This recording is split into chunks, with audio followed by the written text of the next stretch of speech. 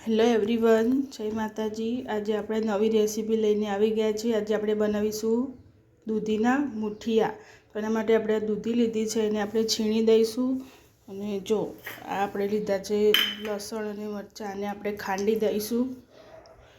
તો પહેલાં આપણે દૂધીને ધોઈને છીણી લઈએ।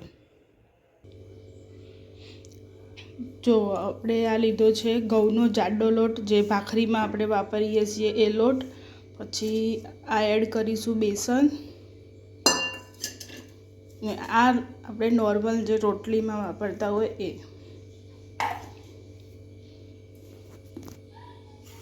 પછી જો આપણે લસણ અને મરચાં ખાંડી દીધા છે, એ પણ અંદર એડ કરી દઈશું।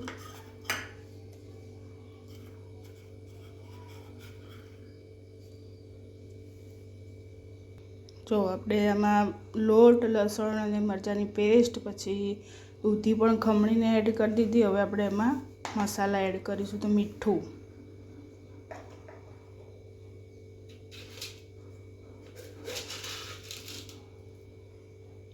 થોડી ખાંડ, આ રીતના થોડી ખાંડ એડ કરીશું। પછી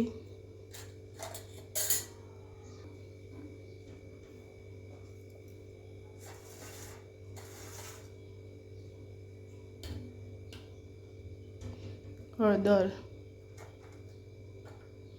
આ લાલ મરચું,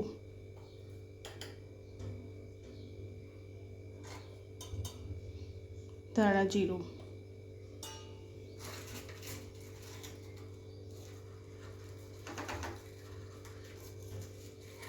ચપટી આપણે એમાં ખાવાનું સોડા એડ કરશું। જો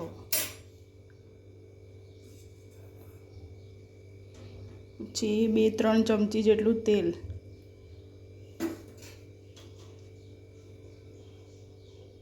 હવે આપણે આ અડધી ફાટ લીંબુ નાખી દઈશું, એટલે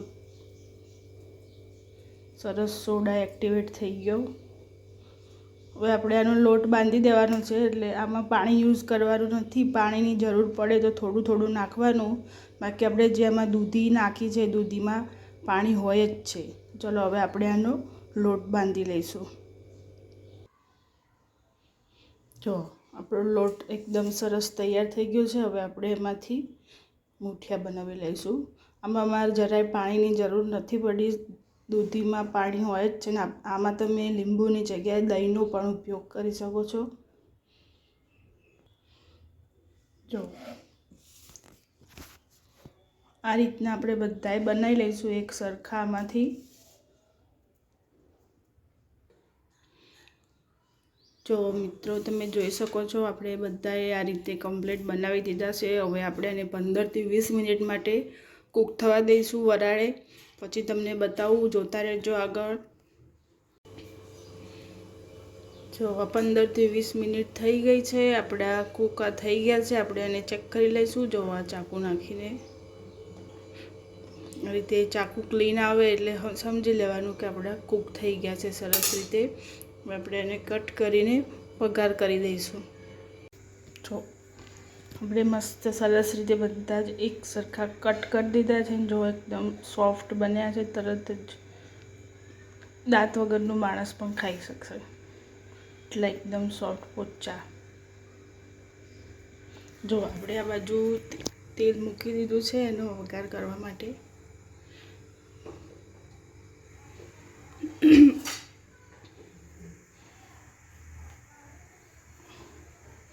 તેલ આવી જાય એટલે આપણે એમાં રાઈ નાખી દઈશું।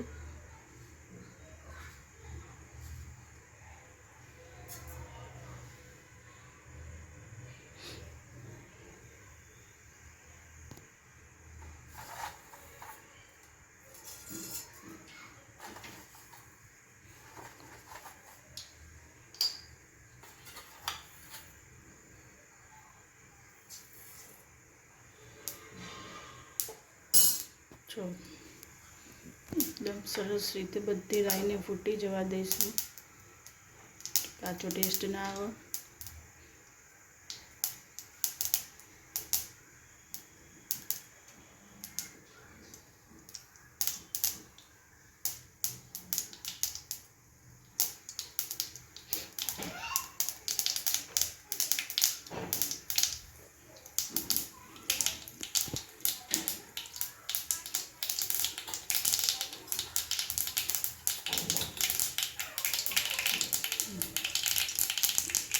જીરું,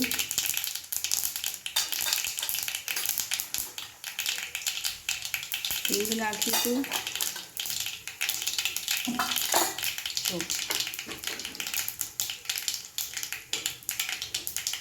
લીલા મરચાં,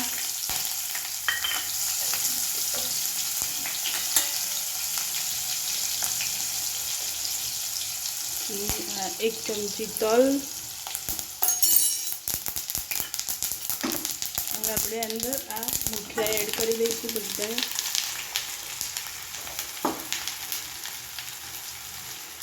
હવે આમાં તમારે ઉપરથી મસાલો એડ કરવો હોય તો કરવાનો, નહીં તો ચાલે, પણ હું એડ કરીશ થોડું થોડું. મીઠું,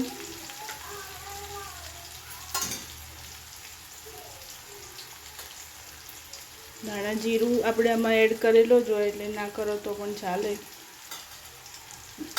આ રીતના હું બનાવું છું. જો અંતે થોડું મરચું ને હળદર આપણે તેલમાં એડ કરવાની હતી, પણ સોરી હું ભૂલી ગઈ. હવે આપણે આને મિક્સ કરી દઈશું. જો વઘાર કરીને પણ આપણે 5 મિનિટ સુધી અને થવા દીધા છે, એટલે એકદમ સરસ ક્રિસ્પી થઈ જશે. જો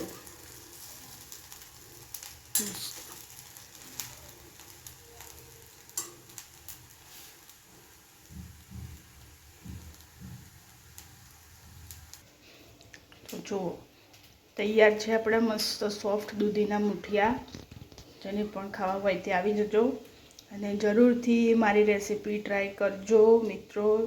100% સરસ બનશે અને કમેન્ટ કરવાનું ના ભૂલતા.